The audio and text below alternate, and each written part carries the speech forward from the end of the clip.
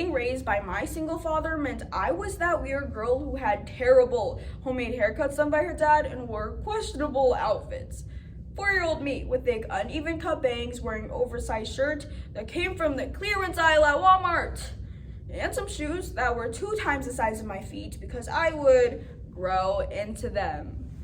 Now, we all know that dads don't have a great sense of fashion, especially when it comes to clothes. If you could just see what my dad calls an outfit. Growing up with a single father also meant avoiding some uncomfortable conversations, like the conversation I should have had before the middle of 6th grade math class where I had my first menstrual cycle and thinking I was dying. Going to the store trying to figure out what products to buy while my dad is lurking near the period aisle wasn't a very great experience. I didn't have anyone to talk to, nor did I have anyone help me, and it really sucked. Usually, mothers are the ones informing their daughters about womanhood, menstruation, cosmetics, and boys. My dad avoided having any uncomfortable conversations with me because avoiding it would somehow make my period go away. Yeah, Dad, I'll never get my period. But the thing is, my father was doing what most do when faced with situations they find uncomfortable, and that is what's concerning. Not only did avoidance ruin the glorious transition to womanhood for me, but it's also causing personal and societal problems. We need to confront our avoidance with being uncomfortable. So today, we'll first have the talk on why we as human beings avoid certain situations. Then we'll discuss how avoidance is causing personal and societal problems. And finally, we'll bring up some solutions to help confront our avoidance. Now, why did my dad avoid the talk? We've all avoided one talk or another, but why?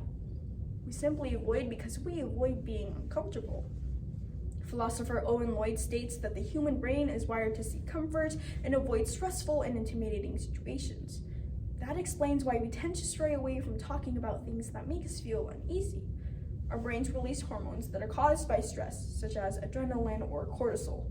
These hormones can trigger a fight or flight, and that can sometimes lead to us fleeing during stressful, anxiety-filled moments, like my dad sprinting from the period aisle to the clearance section. We like being in the comfort zone. We feel safe and we don't have to worry about any threatening situations. But the brain's desire to feel comfort makes us prone to avoid our uncomfortable problems. Not only is our brain contributing to our hatred for discomfort, but it's also our lifestyle. We live in a society where we adjust the temperature to our desired need. We wear thick-soled shoes so our feet don't get harmed. We wear thick clothing for when it's cold, and almost no clothing for when it's extremely hot. We lay on nice, soft, poofy beds to sleep in, and we take warm showers almost every single day. We live so comfortably that we developed a hatred for being uncomfortable. Another reason why we tend to avoid is because it's simply a way to cope. According to American Psychology Association, they state that avoidance coping is any strategy for managing a stressful situation in which a person does not address the problem directly, but instead disengages and averts attention from it. In other words, that individual turns away from the processing of threatening information. They then go on to give examples of avoidance coping, which include escapism, wishful thinking, self-isolation, undue emotional restraint, and the using of drugs or alcohol. Now, avoiding telling your daughter about her period is one thing, but avoiding serious health concerns is simply another. One of the most extreme problems of avoidance is the avoidance of medical attention. Prostate cancer is the second most common cause of cancer deaths in American men after lung cancer, according to an ABC News article on why men avoid prostate cancer screening. Why do so many men avoid getting screens and tests done? Well, according to a report from the Prostate Cancer Foundation, 40% of men say fear and dread of discomfort are the 2 main reasons why they do not get screened for prostate cancer. This is an example of how we avoid certain situations because they make us uncomfortable. According to the CDC, a normal procedure for getting your prostate checked is when a healthcare provider inserts a gloved, lubricated finger into a man's rectum to feel for anything abnormal. Yeah, I admit that does sound uncomfortable, but according to the Motive Cancer Center, prostate cancer is one of the most successfully treated types of cancers when it is earlier detected. Mike Saunders, a 63-year-old man, says he lived in denial.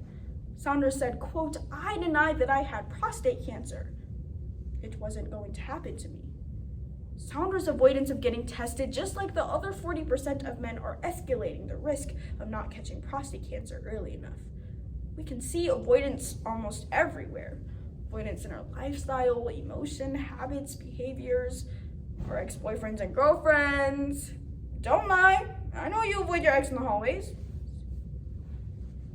But one thing that is more avoided than your ex-boyfriend and girlfriend is avoidance in death. PileMed.org states that we as a society keep on getting farther and farther away from the reality of death, from something that was so visibly accepted as part of life, turned into something invisible and far too easy to deny. My mom passed away when I was around the age of 2, hence why I was raised by my father, who had an horrendous sense of fashion. And one of the many things he never talked about was my mother's death. My father's avoidance of her death affected him in ways of not being able to properly grieve. Not only did that affect him, but it was also affecting me. To be able to grieve and heal properly, we can't ignore or deny their loss, but that's exactly what my dad was doing.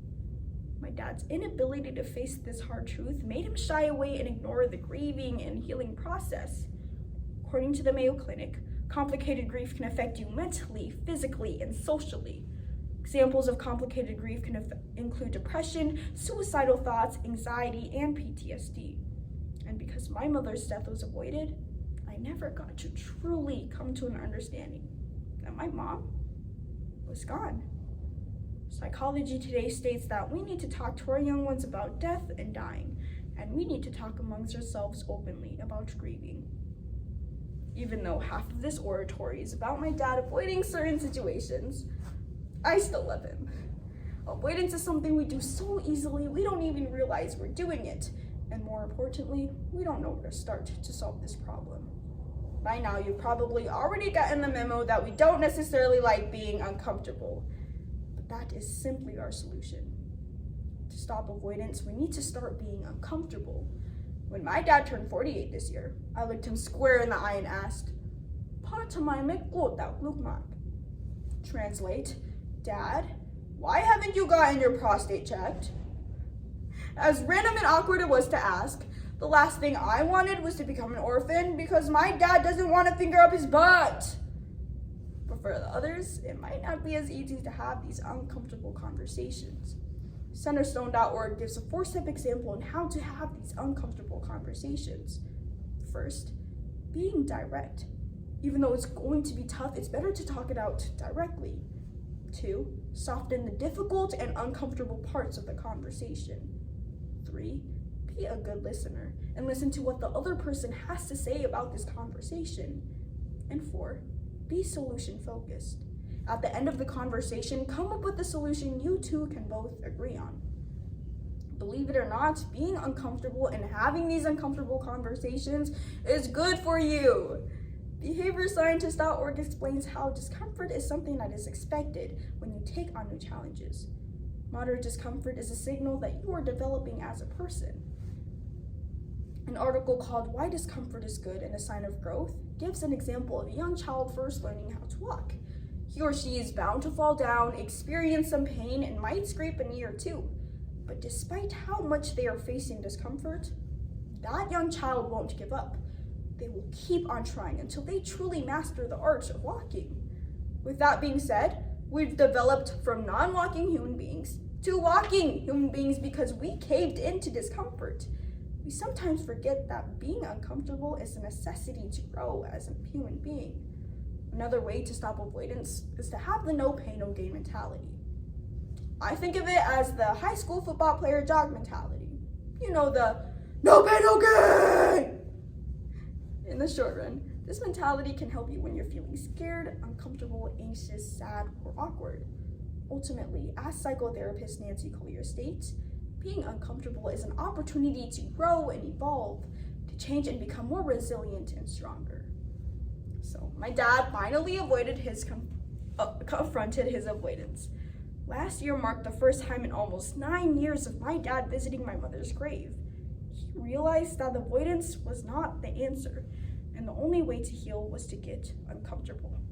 So today, we first had the talk on why we as human beings tend to avoid. Then we discussed how avoidance is causing personal and societal problems. And finally, we brought up some solutions to help confront our avoidance. Now, avoiding avoidance is the only thing I want you to avoid.